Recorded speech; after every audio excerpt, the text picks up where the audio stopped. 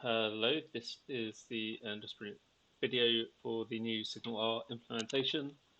And this covers General Sprint 4 and General Sprint 4a, which is follow-up.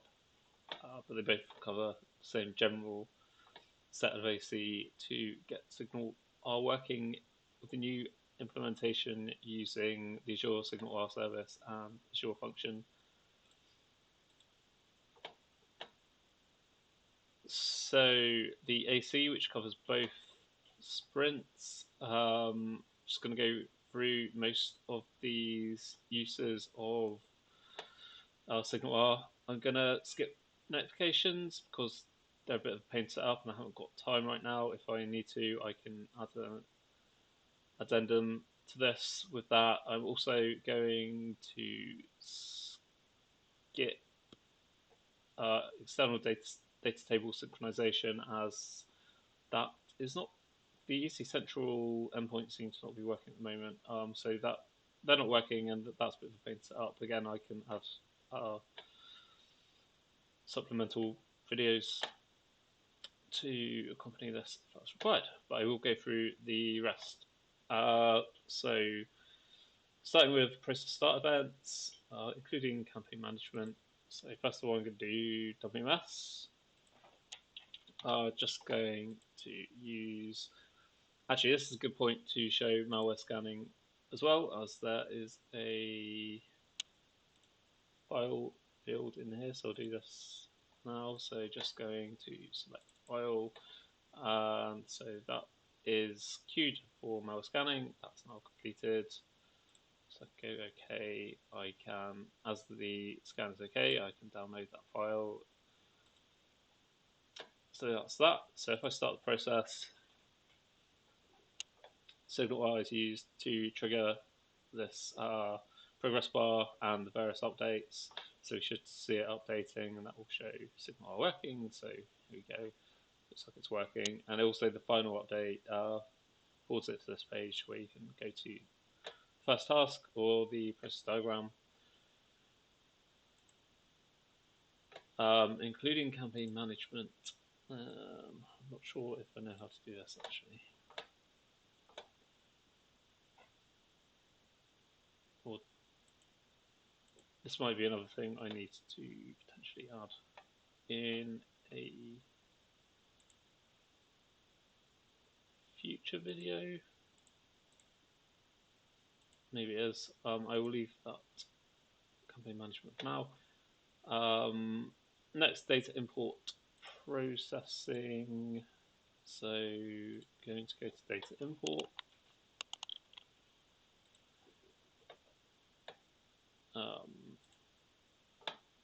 Just going to choose any old thing and any old file, which is going to fail data import because the data will be complete nonsense. But again, we'll be able to see the malware scanning hopefully working.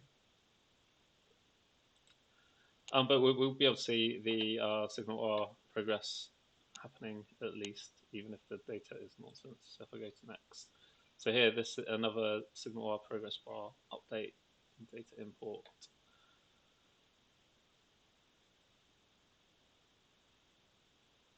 And we can see it updating, going through the records. As we know, they're going to be complete garbage. I'm not going to bother going through the rest of it, but that's the SignalR part. There may be other SignalR parts further on, I'm not entirely sure, but we can see it working for data import. Process overview marbles. This is a bit trickier. Go to WMS.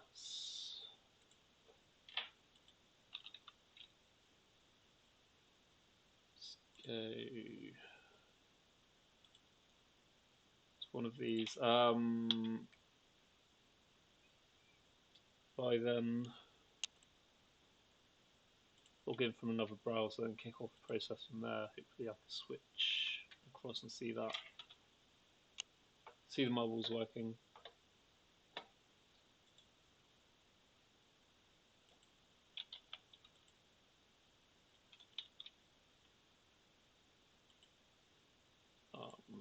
kick that off.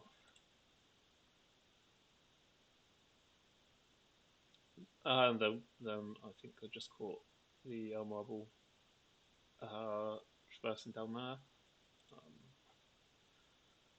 Maybe try that again.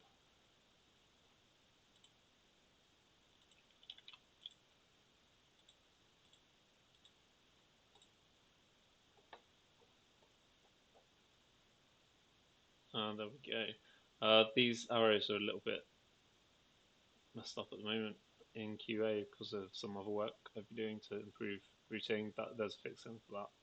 Hasn't made it into QA yet, unfortunately. But that is marbles working. Skipping this one. So report execution next.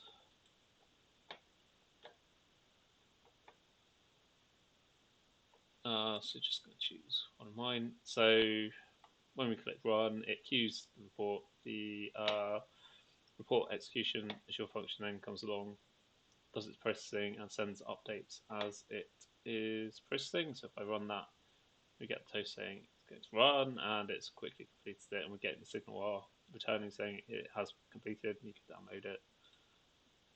I can then download the latest.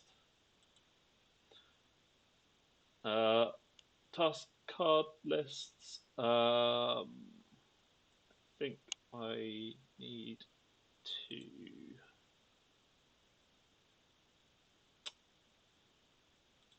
if I go back to WMS,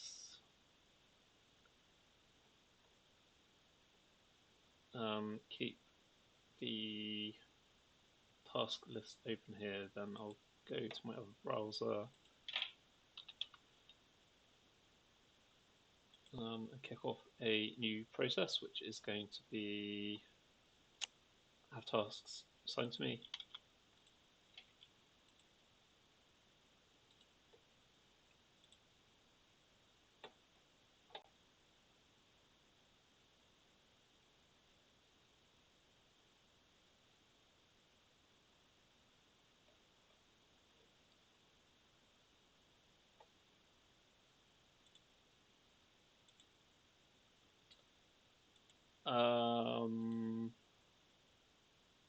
But I think this is not updating because it's a timer task, which is annoying. Let me try another.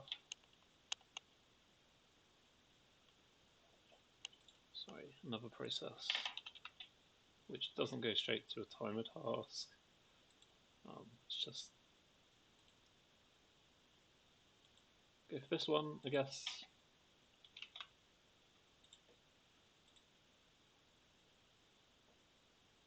And we can see the first task has been added to my list here, so the SignalR is working. I'm not sure if timer tasks should be added to the list. I know it was mentioned in another P2 video elsewhere, but that's a separate issue anyway. And then finally, for the main AC, user management demo, user creation. Actually, this is another one I might need to do in a separate video, as it's one of the more trickier ones. So moving on to the dev AC, all code references to Redis cache have been removed. Add commercial criteria to acceptance criteria. Not sure what that means exactly. Not all code references to Redis cache have been removed because there's still, I think there's some Power BI stuff that has dependence on it, but SignalR is no longer dependent on it. If I do a search for Redis in SignalR folder, for example, there are no references. I go to SignalR, contracts, dependencies, you'll see no Redis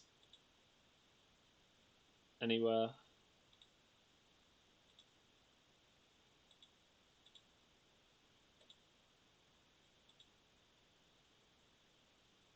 Just SignalR stuff and related things and LMS projects.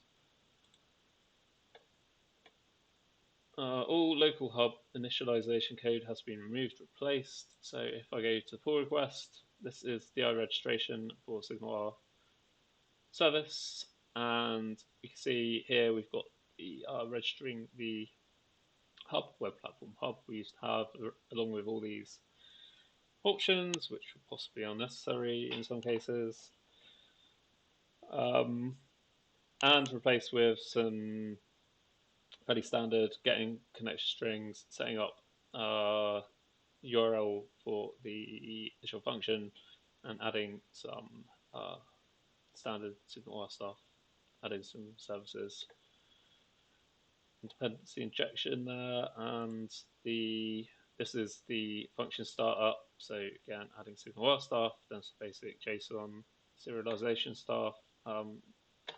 Yeah, nothing to do with setting up hubs. A lot of that config is no longer necessary. New dedicated SignalR service is created for QA, UAT, and live. That doesn't say the usual function as well, but that has also been done. So I'm going to go to my functions here. That's not the one I want. But here we have the SignalR usual function in QA, the SignalR usual function in UAT. Still a bit of setup to do because the code hasn't made it to UAT yet, and the same thing with live. In terms of the SignalR service itself, this is the QA version. We can see it's being used. There are connections and messages going back and forth through the SignalR service.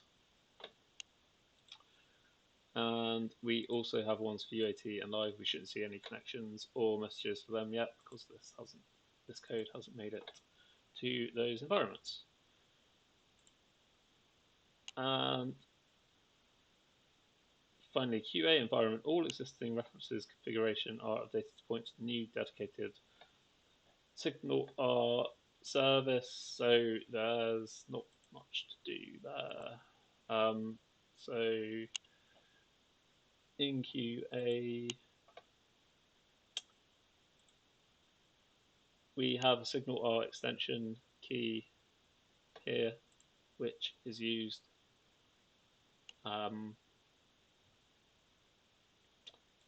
in settings. Is that right?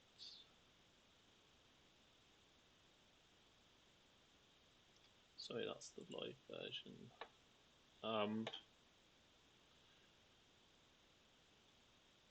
Sorry, is used in here.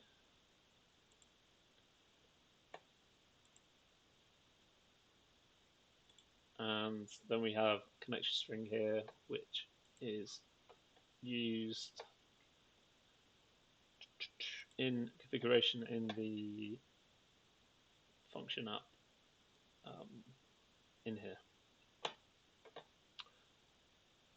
And hopefully I didn't show too much in terms of keys there.